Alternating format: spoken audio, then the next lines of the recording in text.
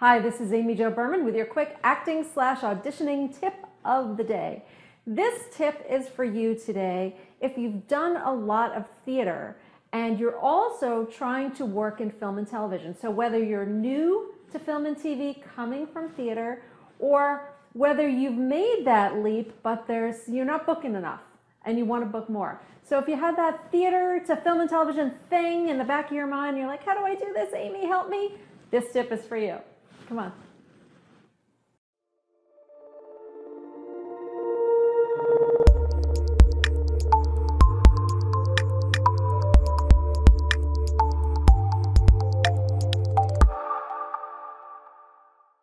Okay, so you're here watching this because you've done a lot of theater. Maybe you haven't even put your toe in the film and television world yet. Maybe you have, but you've done a lot of theater and you know, or you've been told, or you sense that you have some theatery habits that don't translate to film and television very well.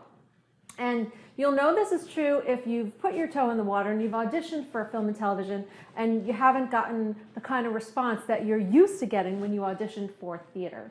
Okay? And from a casting director point of view, I can usually tell very easily if you're coming from a lot of theater without looking at your resume, just by watching your audition.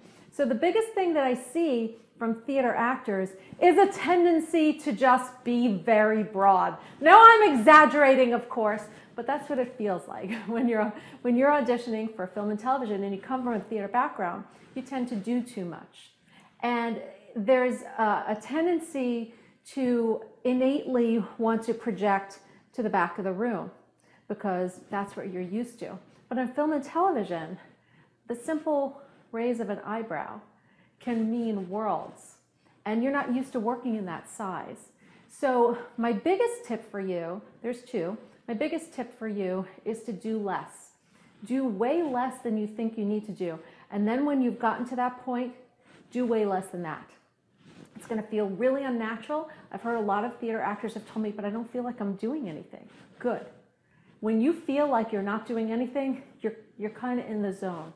All right, now tip number 2 for you would be to get coached by a professional, somebody like myself or somebody else who has an expertise in helping actors in film and television be better in the room. Because we will know and be able to diagnose your issue and pull you back from where you need to be. Because what you have to do is create a new muscle memory for what acting feels like. You know, if you've been in the theater for a while, what your body snaps into naturally what it's supposed to do. We need to rework that muscle so it snaps into a different place when you're auditioning for film and television. So if that gave you some insight, or if you found this tip helpful, go ahead and give me a thumbs up on YouTube, or share, or tweet, or all that kind of social media fun stuff. And also, please do get on my mailing list for some more cool tips at amyjoberman.com, and I will see you on the next video.